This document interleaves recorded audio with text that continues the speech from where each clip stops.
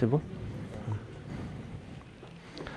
إن الحمد لله نحمده ونستعينه ونستغفره ونعوذ بالله من شرور أنفسنا ومن سيئات أعمالنا من يهده الله فلا مضل له ومن يضلل فلا هادي له وأشهد أن لا إله إلا الله وحده لا شريك له وأشهد أن محمدا عبده ورسوله يا أيها الذين آمنوا اتقوا الله حق تقاته ولا تموتن إلا وأنتم مسلمون يا أيها الناس اتقوا ربكم الذي خلقكم من نفس واحدة وخلق منها زوجها وبث منهما رجالا كثيرا ونساء واتقوا الله الذي تساءلون به والأرحام إن الله كان عليكم رقيبا يا أيها الذين آمنوا اتقوا الله وقولوا قولا سديدا يصلح لكم أعمالكم ويغفر لكم ذنوبكم ومن يطع الله ورسوله فقد فاز فوزا عظيما أما بعد فإن أصدق الحديث كتاب الله وخير الهدى هدى محمد صلى الله عليه وعلى آله وسلم وشر الأمور محدثاتها وكل محدثة بدعة وكل بدعة ضلالة وكل ضلالة في النار. أما بعد, on va déjà traduire cette khutbat al-hajj que le prophète sallallahu alayhi wa sallam faisait dans la plupart de ses sermons, où il disait alayhi salatu wa sallam, toute la louange à Allah, nous le louons et demandons son aide et nous cherchons refuge en lui contre nos propres maux et contre nos mauvaises actions. Celui qu'Allah guide, personne ne peut l'égarer. Et celui qu'Allah égare, personne ne peut le guider. J'atteste qu'il n'y a de divinité adorée avec vérité qu'Allah, lui seul, et c'est ça la traduction correcte de la ilaha illallah. Il n'a aucun associé, et j'atteste que Muhammad sallallahu alayhi wa sallam est son serviteur et son messager. La traduction du sens de la parole d'Allah dit: ô les croyants, craignez Allah comme il doit être craint, et ne mourrez qu'en pleine soumission. Surat Ali Imran, verset 102. La traduction du sens de la parole d'Allah dit: ô hommes, avec un grand H, craignez votre Seigneur qui vous a créé d'un seul être et a créé de celui-ci son épouse et qui de ces deux-là a fait répandre sur la terre beaucoup d'hommes et de femmes. Craignez Allah au nom duquel vous vous implorez les uns les autres et craignez Allah de rompre les liens du sang. Certes, Allah vous observe parfaitement. Surat An-Nisa, verset 1. La traduction du sens de la parole d'Allah dit: ô vous qui croyez, craignez Allah et parlez avec droiture, afin qu'il améliore vos actions et vous pardonne vos péchés.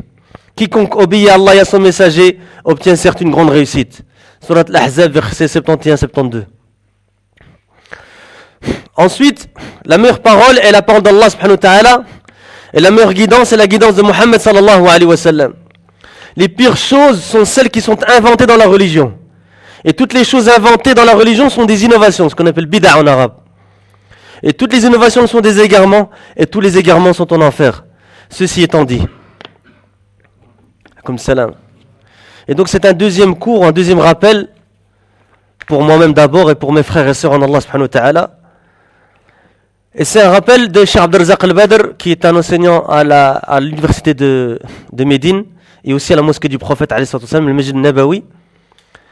Et il dit: قول الله جل وعلا في سورة طه فإما يأتينكم مني هدى فمن تبع هدايا فلا يضل ولا يشقى ومن أعرض عن ذكري فإن له معيشة ضنكا ونحشره يوم القيامة أعمى قال رب لم حشرتني أعمى وقد كنت بصيرا.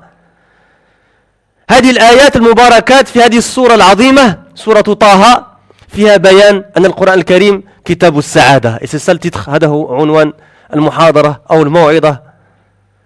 فمن أرادها لنفسه فعليه بموردها العذب ومعينها المبارك ومنبعها الذي لا ينضب كتاب الله عز وجل. كما أن هذا المعنى قرر في هذا الموضع من سورة طه فإن السورة صدرت به حيث بدأ الله عز وجل هذه السورة الكريمة بقوله طه ما أنزلنا عليك القرآن لتشقى، أي إنما أنزلناه عليك لتسعد، فهو كتاب سعادة، فمن كان من أهل القرآن فهو من أهل السعادة ومن أعرض عن القرآن كان من أهل الشقاء والعياذ بالله. Le cheikh commence avec un verset du Coran dont la traduction du sens est: puis si jamais un guide vous vient de ma part, quiconque suit mon guide ne s'égarera ni ne sera malheureux, et quiconque se détourne de mon rappel mènera certes une vie pleine de gêne, et le jour de la résurrection nous l'amènerons aveugle au rassemblement. Il dira: ô mon Seigneur, pourquoi m'as-tu amené aveugle alors qu'auparavant je voyais? Et c'est la traduction du sens des versets Surat Taha, versets 123 à 125.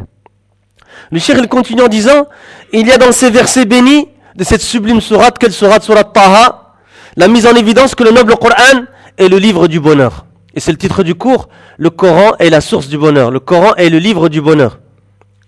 Celui donc qui le bonheur, qui veut le bonheur, celui qui le veut se doit de le prendre de sa source délicieuse et bénie, qui ne se tarit pas, le livre d'Allah, le Très-Haut.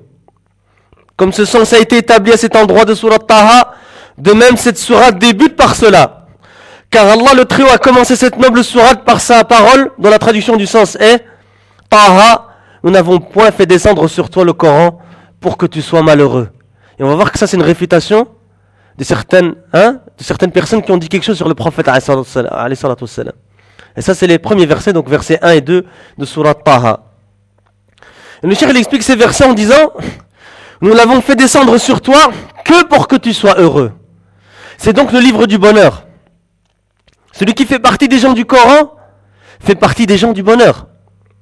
Et celui qui se détourne du Coran fait partie des gens du malheur. Wal'iyadu billah.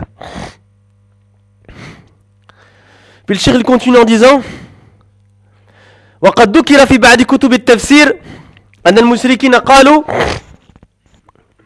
إن هذا القرآن أنزل على محمد صلى الله عليه وسلم ليشقى به هو وأصحابه ليكون سببا في شقائهم وبؤسهم وتعاستهم فأنزل الله عز وجل قوله طه ما أنزلنا عليك القرآن لتشقى أي إنما أنزلنا عليك هذا الكتاب العظيم والذكر الحكيم لتسعد وقوله فإما يأتينكم مني هدى فمن اتبع هداي فلا يضل ولا يشقى نفي للضلال ونفي للشقاء وفي هذا النفي وهذه قاعدة يحفظوها إن شاء الله وفي هذا النفي إثبات للضد المنفي فنفي الضلال فيه ثبوت الهداية ونفي الشقاء فيه ثبوت السعادة فإما يأتينكم مني هدى فمن تبع هدايا فلا يضل ولا يشقى باتباع هدى الله عز وجل الهداية والسعادة.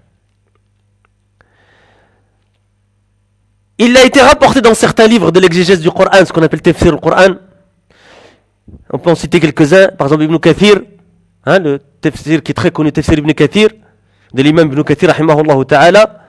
Vous avez aussi Tafsir Sa'di, qui est un cheikh contemporain, qui est le cheikh de Cheikh al-Uthaymin, et qui est un Tafsir facilité, que je vous recommande vivement, que n'importe quelle personne peut comprendre, parce que c'est un Tafsir par le sens directement, et pas par les chaînes de transmission, etc. Abdurrahman ibn Nasr al-Sa'di, rahimahullah, qui est un savant d'Arabie Saoudite qui est mort il n'y a pas si longtemps que ça, rahimahullah ta'ala.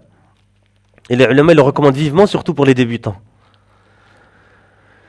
Donc, il a été rapporté dans certains livres d'exégèse que les associateurs ont dit, les mouchrikoun, ils ont dit que ce Coran est descendu sur Mohammed sallallahu alayhi wa sallam pour qu'il soit malheureux. Lui et ses compagnons, radiallahu anhum wa ardahum, afin qu'il soit la raison de leur malheur, de leur adversité et de leur perte. Allah révéla alors les versets dont la traduction du sens est, et c'est quel verset? C'est les deux premiers versets de sourate Taha. Taha, nous n'avons point fait descendre sur toi le Coran pour que tu sois malheureux. Donc c'est donc une réfutation de ce qu'ont prétendu qui? Les associateurs par rapport au messager d'Allah sallallahu alayhi wa sallam et à ses compagnons. C'est-à-dire, nous n'avons fait descendre ce livre sublime, le Coran, et cette révélation précise, que pour que tu sois heureux. Le sens de sa parole, puis si jamais un guide vous vient de ma part, quiconque suit mon guide ne s'égarera ni ne sera malheureux, est une négation. Regarde, ça c'est une règle. Le ulama, il vous donne des règles pour construire votre religion sur des règles. C'est quoi? C'est une négation de l'égarement. Vous suivez ou vous suivez pas? Donnez-moi des signes de vie de temps en temps. Quiconque suit mon guide ne s'égarera ni ne sera malheureux. Il ne s'égarera pas. Donc c'est quoi? C'est une négation de quoi? De l'égarement. Vous suivez ou pas? Si vous dites, si je vais trop vite, vous le dites. Et dans la négation de l'égarement et la négation du malheur, il y a quoi? L'affirmation du contraire. Et c'est quoi l'affirmation du contraire? C'est l'affirmation du bonheur. Alhamdulillah, vous suivez. Il y a dans cette négation l'affirmation du contraire de ce qui est nié. Il y a donc dans la négation de l'égarement l'affirmation de la guidance. Regardez les ulama comment ils comprennent le Coran. Combien de fois on a peut-être lu ce verset? Ça ou là là? Est-ce qu'on l'a compris comme ça? On va pas être prétentieux, on va dire non. En suivant la guidance d'Allah, on obtient la guidée et le bonheur. Puis le cheikh, il dit une chose importante, il dit وَالْهِدَايَةُ وَالسَّعَادَةُ أَمْران متلازمان وقرينان لا ينفكان. عليكم السلام. فمن كان مهتديا فهو سعيد ومن كان ضالا فهو شقي والشقاء قرين الضلال الذي لا ينفك عنه. فمتى وجد الضلال وجد الشقاء ومتى وجدت الهداية وجدت السعادة. وسبحان الله هذا أمر يدركه الناس من كان في بعد عن الله وطاعته والاستقامة على شرعه ثم اهتدى يحس في قلبه لذة كانت مفتقدة وحلاوة كانت معدومة وطعما كان لا يشعر به. فلما أكرمه الله ومن عليه سبحانه وتعالى بالهداية ذات الحلاوة ووجد طعم السعادة وقرة العين وراحة البال وسكون النفس أمرا لم يكن يجده قبل ذلك. الشيخ après va donner سيضرب على ذلك مثالا إن شاء الله. On traduit déjà cette partie, il dit quoi? Il dit la guidance et le bonheur sont deux choses inséparables. C'est-à-dire que quand vous regardez la guidance, il y a toujours quoi qui va avec? Le bonheur. Et ça, c'est un sujet important, surtout dans la société dans laquelle on vit aujourd'hui, où tout le monde est à la recherche du bonheur, c'est vrai ou pas? Il n'y a pas quelqu'un a un doux de raison, vous allez dire tu cherches quoi? Il va dire moi je cherche le malheur. Hein? Il va dire non, moi je cherche le bonheur. Mais chacun sa voie. Mais il n'y a qu'une voie qui est la voie de vérité. Il n'y a qu'une voie pour arriver au bonheur. Et c'est ce qu'on est en train d'étudier aujourd'hui. La guidance et le bonheur sont deux choses inséparables. Et deux compagnons indissociables. Celui donc qui est guidé, il est heureux. Et celui qui est égaré, il est malheureux. Tu ne trouveras jamais quelqu'un qui est égaré, il est heureux. C'est impossible ça. Hein? Car le malheur, même s'il se ment à lui-même, hein? Car le malheur est le compagnon inséparable de l'égarement. Lorsqu'il y a de l'égarement, il y a du malheur. Et lorsqu'il y a de la guidée, il y a du bonheur. Puis Cheikh dit gloire à Allah, subhanallah. Ceci est quelque chose que les gens réalisent. Celui qui était loin d'Allah et de son obéissance, et était loin de se tenir droit sur sa religion, peut-être qu'il y a des frères convertis qui peuvent en parler, et peut-être qu'il y a des frères qui étaient loin de l'istiqama, même s'ils sont des musulmans et qui n'étaient pas pratiquants, etc. Hein? Ils peuvent en parler aussi. C'est quelque chose de vécu. Celui qui était loin d'Allah et de son obéissance, et était loin de se tenir droit sur sa religion, puis ensuite a été guidé, sent dans son cœur un plaisir qui était perdu, et une douceur qui était inexistante, et un goût qu'il ne sentait pas. Et pour les frères qui pratiquent la sunna correctement, hein, pas ceux qui prétendent pratiquer la sunna, les parents ils le disent. Et ils disent, on a trouvé un fils qu'on ne connaissait pas avant. Calme, apaisé, le bon comportement, etc. J'ai dit ceux qui pratiquent correctement la sunna. Hein? Parce qu'il arrive que des parents se plaignent des gens qui se revendiquent de la sunna et qui se comportent mal avec leurs parents. Li'adou billah. Celui qui était loin d'Allah et de son obéissance et était loin de se tenir droit sur sa religion, puis ensuite a été guidé, il sent dans son cœur un plaisir qui était perdu, et une douceur qui était inexistante, et un goût qu'il ne sentait pas.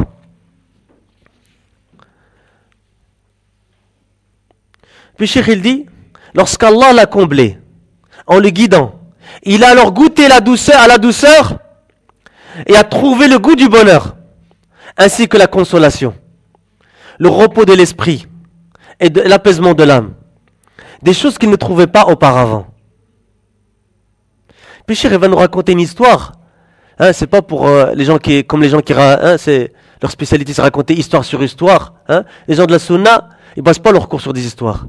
Mais des fois, c'est important d'illustrer, de donner un exemple concret pour que les gens, ils concrétisent la chose.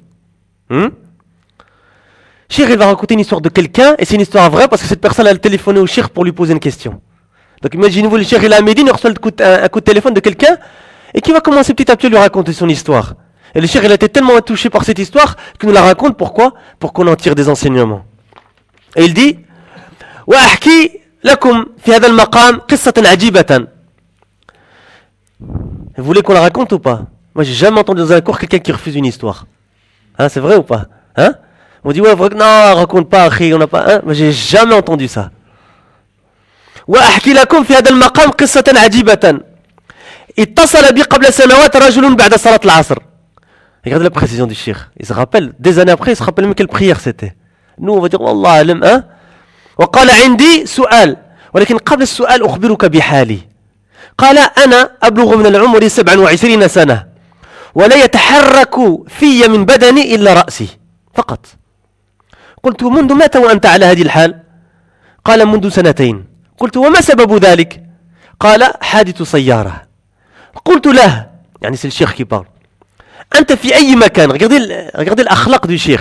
C'est qu'est-ce qu'il va faire le cheikh, vous croyez? Hein? Il dit قال في المكان الفلاني. قلت أرغب في زيارتك. وزرته في اليوم نفسه. وأخذ يتحدث لي عن قصتي حديثا مطولا جلست معه 1.5 ساعة. ولعل نحن أخي من الإخوة حتى من الأقارب يتصلوا بنا أنا مريض الله يشفيك. ها Je rappelle un hadith qui est sahih et qui est très fort. من زار أخاه أو من زار أو عاد أخاه.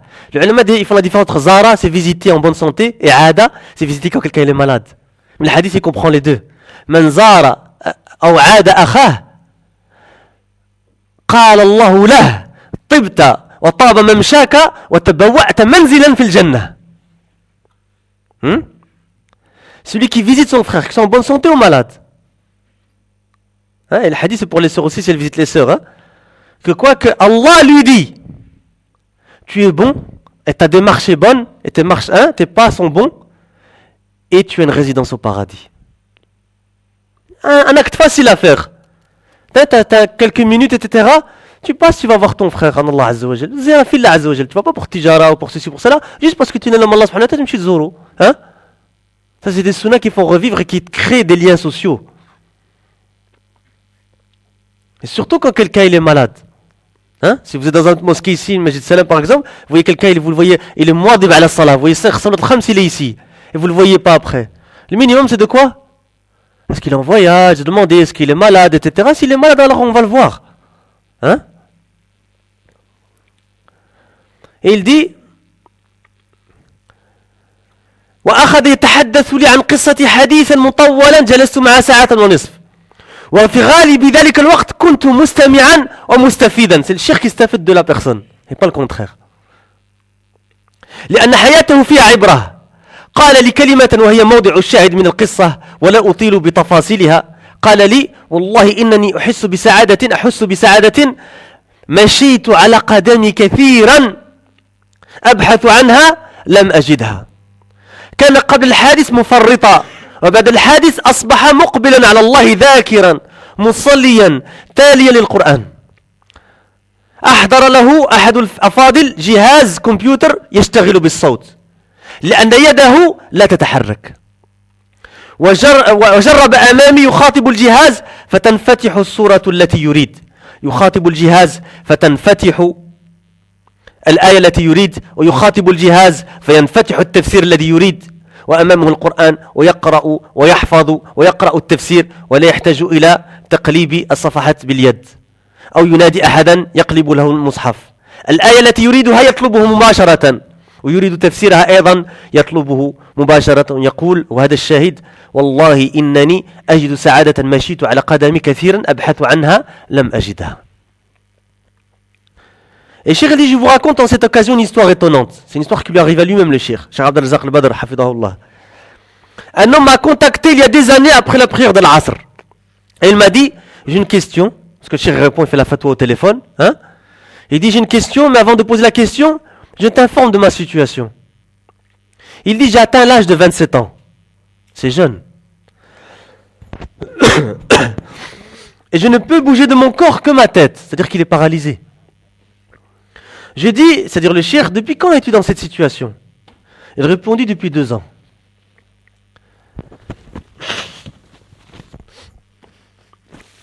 Et subhanallah, moi je connais personnellement, je ne sais pas s'il y a des frères qui le connaissent, je ne vais pas dire le nom parce que c'est enregistré sur internet, etc.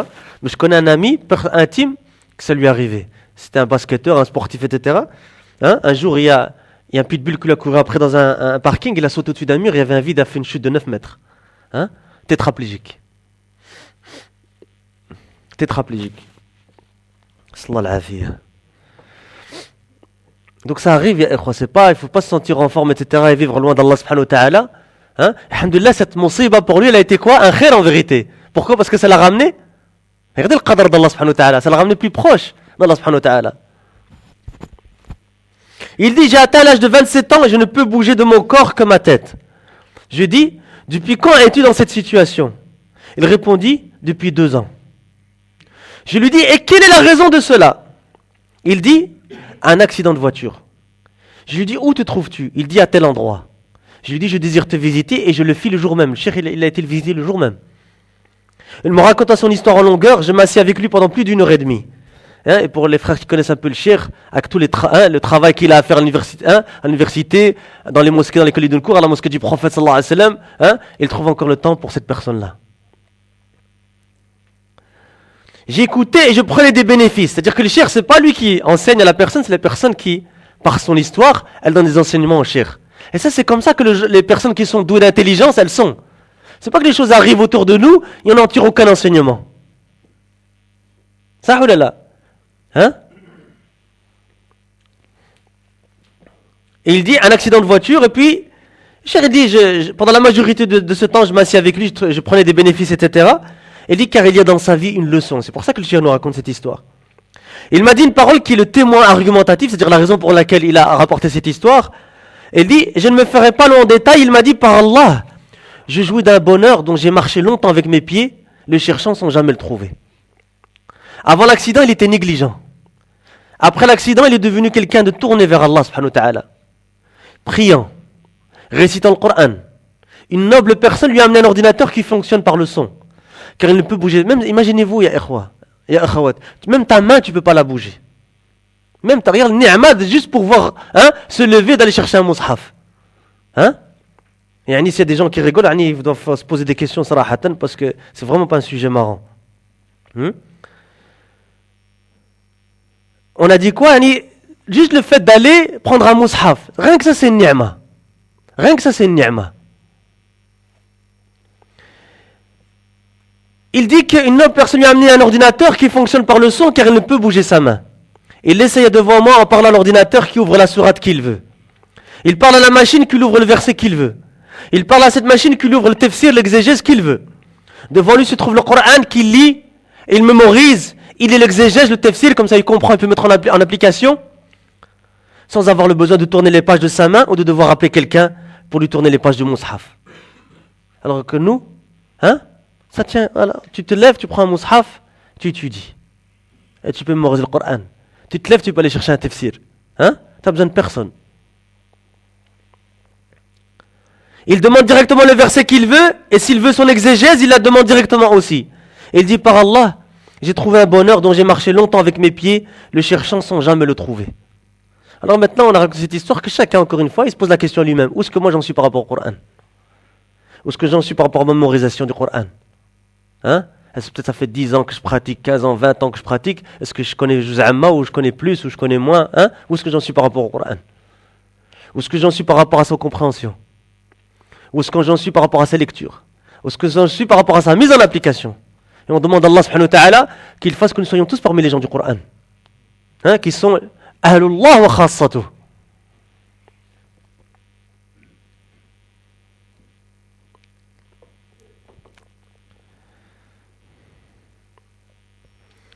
Il dit que celui qui est en bonne santé en tire de leçons. فليعتبر الإنسان الصحيح وليتعظ في الهداية والسعادة إنما تنال بكتاب الله سبحانه وتعالى ومن طلبها من غير كتاب الله عز وجل لا يحصل إلا ضياعا ولا ينال إلا تبابا وخسرانا في دنياه وأخراه فإما يأتينكم مني هدى فمن تبع هدايا فلا يضل ولا يشقى وتنبه هنا لقوله فمن اتبع هدايا لأن المطلوب في القرآن اتباعه لا مجرد تلاوته وإقامة حروفه فالقرآن إنما أنزل ليعمل به لا لمجرد إقامة حروفه مع إضاعة حدوده ولهذا قال الله سبحانه وتعالى فمن اتبع هدايا فالمعنى الذي تترتب عليه السعادة اتباع الهدى لا مجرد حفظ القرآن أو حفظ حروف القرآن واتباع هدى كتاب الله عز وجل. فرع فهم القرآن وتدبره كتاب أنزلناه إليك مبارك ليتدبروا آياته وليتذكر أولو الألباب. Qu'est-ce que le cheikh nous dit? Il dit que celui qui est en bonne santé en tire des leçons, car la guidée et le bonheur ne peuvent être obtenus qu'avec le livre d'Allah subhanahu wa ta'ala. Et voyez autour de vous, hein, combien de gens ils cherchent le bonheur dans quoi? Dans tout ce que vous pouvez imaginer, sauf dans le Coran et la Sunna. Hein? Il y en a, ils essaient de trouver dans la musique, il y en a dans le sport, il y en a dans ceci, il y en a dans cela, hein? Et ne trouvent jamais le bonheur. Et certains même qui faisaient partie qui ont été jusqu'au bout de ces choses-là, après ils ont trouvé l'islam. Et on en connaît même personnellement. Hein? Des joueurs professionnels de football, des anciens chanteurs, etc. Ils ont dit on n'a rien trouvé dans tout ça. Wallah, al-sa'ada, fi dunya wal akhirah, elle est dans le Coran et la Sunna, dans l'islam.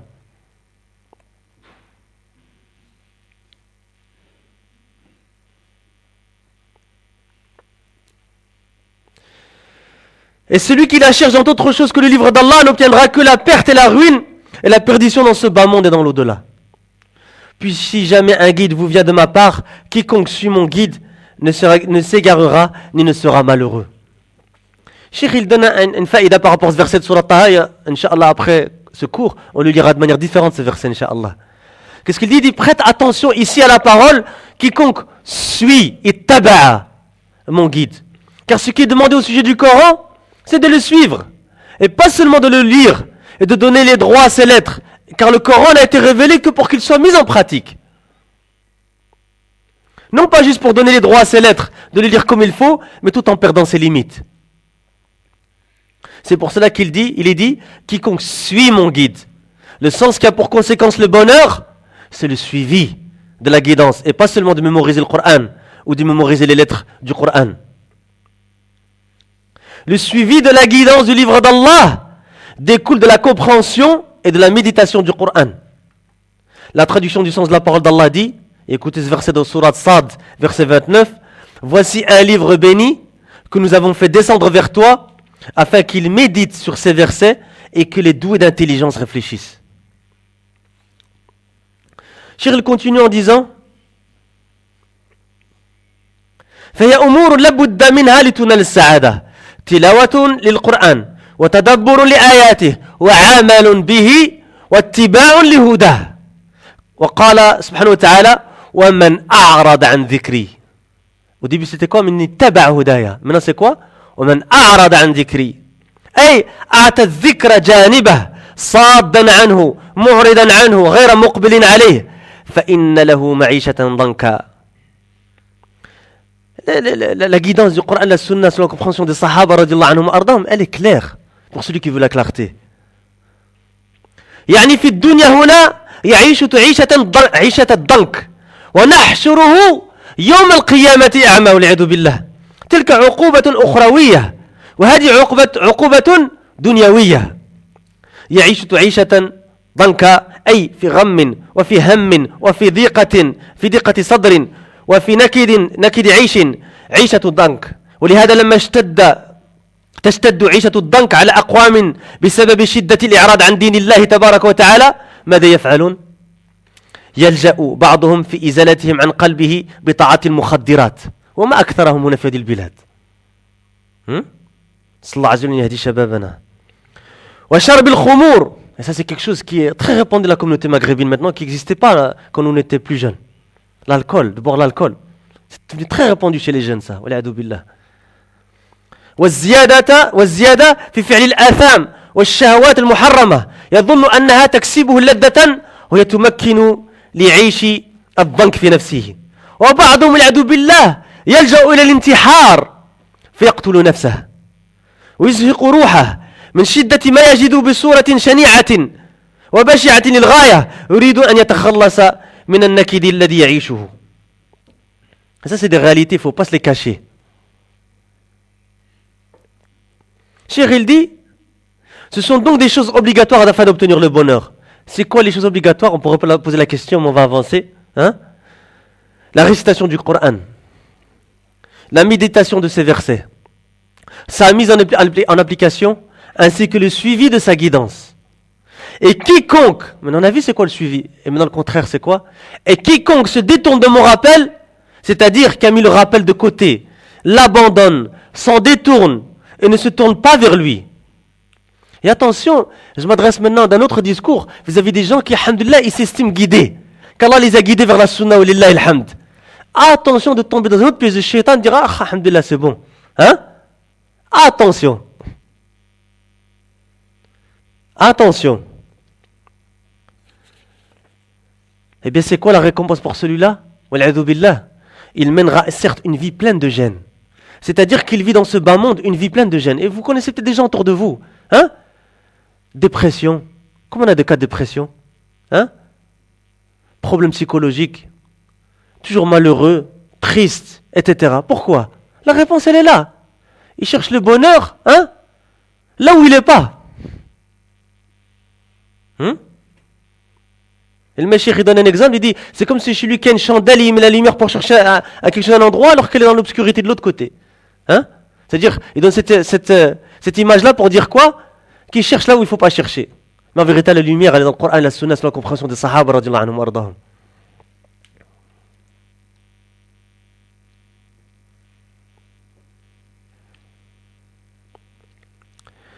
Il mènera certes une vie pleine de gêne, c'est-à-dire qu'il vit dans ce bas monde une vie pleine de gêne.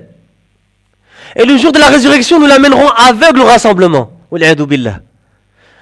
Donc vous avez deux châtiments. Regardez, ceci est le châtiment dans l'au-delà, tandis que l'autre est un châtiment dans ce bas monde déjà. Il mène certes une vie pleine de gêne. Qu'est-ce que ça veut dire ça maintenant? C'est-à-dire dans le chagrin, et dans la préoccupation, et dans l'angoisse, et dans une vie morose. Une vie pleine de gêne.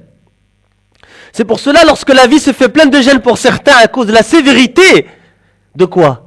De leur détournement de la religion d'Allah subhanahu wa ta'ala. Certains d'entre eux, voulant retirer cette gêne de leur cœur, recourent à l'utilisation des drogues et à la consommation de boissons alcoolisées et augmentent en péché. Et c'est pour ça que les ulama, ils appellent ça le khamr. Vous avez entendu ce mot-là? Pourquoi? C'est le même mot que khimar, le hijab. Pourquoi? Parce qu'ils voilent la raison. Hein? Tu te voiles peut-être la raison, mais tu ne te voiles pas la réalité, et la réalité, elle est toujours là. Et c'est pas comme ça que tu vas accéder au bonheur. Et en augmentant en péché. Et ça donne en plus au désir interdit. Car ils croient que cela leur procure un plaisir, alors que ça ne fait que conforter cette vie de gêne en eux. Il faut faire attention, surtout dans ce genre de société ici, où on peut-être fréquente des non-musulmans, ou des musulmans mais qui ne sont pas sur la voie d'Allah subhanahu wa ta'ala. Hein? Ils disent, ah, t'es pas bien, ben viens, on sort. Viens, on va faire telle et telle chose. Hein? Le fait de choisir les bons compagnons, c'est très important dans la religion d'Allah subhanahu wa ta'ala. Hein? Celui qui va dire, ben, tu te sens pas bien, eh bien fais tawbah, repens-toi, demande pardon à Allah, reviens vers Allah subhanahu wa ta'ala, viens à la mosquée, apprends ta religion, pratique-la. C'est celui-là qui veut pour toi le khair. Et j'en profite à l'occasion pour rappeler les 3 genres d'amis. Cheikh Al-Uthaymin les a divisés en 3 les gens. Et chacun maintenant dans sa tête, il classe les gens en 3. Hein? Il a dit Sahibou ladha. Sahibou ladha, c'est celui, il te fréquente que pour perdre du temps avec toi pour les loisirs. Que il n'a rien à faire, il vient te voir. Hein? Ton compagnon de plaisir. Et quand tu l'appelles à quelque chose de sérieux, tu ne le vois plus. L'autre, c'est Sahibou manfa'a. Il y en a beaucoup aussi. C'est celui qui te fréquente parce qu'il a une maslaha en toi, il veut prendre quelque chose de toi. Hein? De l'argent ou autre, etc. Et d'ailleurs, s'il n'obtient pas ce qu'il veut, tu ne le vois plus non plus. Et il y a le 3e, et c'est la seule catégorie qu'il faut garder, avec qui il faut garder des liens. Sahibu fadila. Yahuthuka ala al-khayr, wa yuhadhiruka wa yanhaka ani al-shar. Il t'incite au bien, et il t'interdit le mal. Donc quand tu vois maintenant quelqu'un qui te dit, pratique la sunna, évite la bid'a, pratique le tawhid, évite le shirk. Hein? Sois sur l'obéissance d'Allah, éloigne-toi de la désobéissance d'Allah. Sache par Allah que cette personne-là, elle veut ton bien. Et que c'est quelqu'un qui veut vraiment ton bien pour Allah subhanahu wa ta'ala. Parce que pourquoi il fait ça? C'est quoi son bénéfice à lui? C'est parce qu'il veut ton bien. Il veut ta guidance. Il veut ton khair.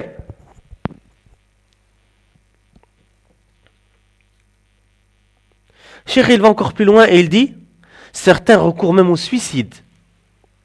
Et se tuent, billah. Ils provoquent leur propre mort. à cause de la sévérité de ce qu'ils endurent, de manière affreuse et extrêmement répugnante, car ils veulent en finir avec la morosité qu'ils vivent. Puis Cheikh il dit فعلى المسلم أن يحمد الله حمدا كثيرا طيبا أن هداه الله سبحانه وتعالى للقرآن وأن من عليه بمعرفة كتاب السعادة